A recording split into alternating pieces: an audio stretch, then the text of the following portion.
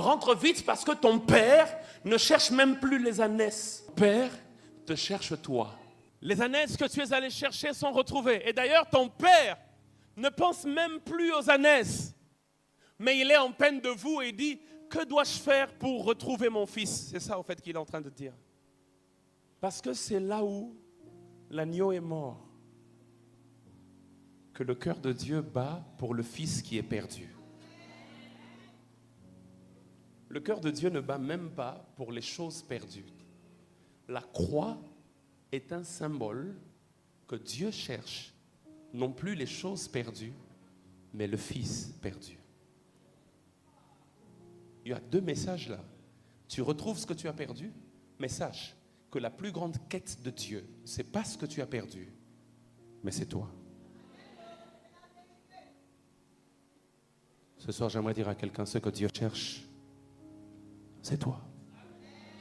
Deuxième chose, il dit, quand tu arriveras aux chaînes de Tabor, et aux chaînes de Tabor, il y a deux événements qui vont se passer. Le premier événement, il dit, tu verras 3 hommes en train de monter vers Bethel. La maison de Dieu. Ils sont en train de monter vers Bethel, la maison de Dieu, en d'autres termes, le lieu de l'intimité avec Dieu. Et ces 3 hommes auront 3 choses.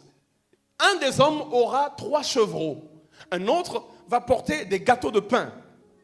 Et un autre va porter du vin. Et ces 3 hommes te donneront 2 pains.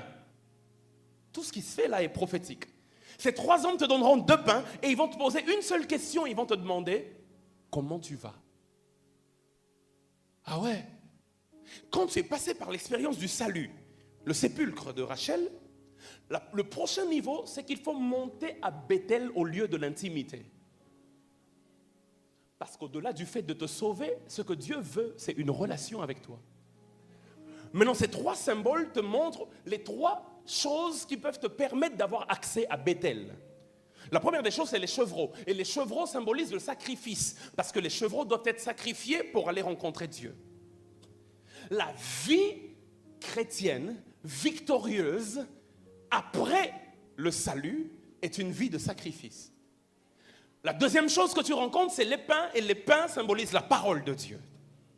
La plus grande arme que Dieu te donne sur le chemin de ta destinée, c'est la vérité de sa parole.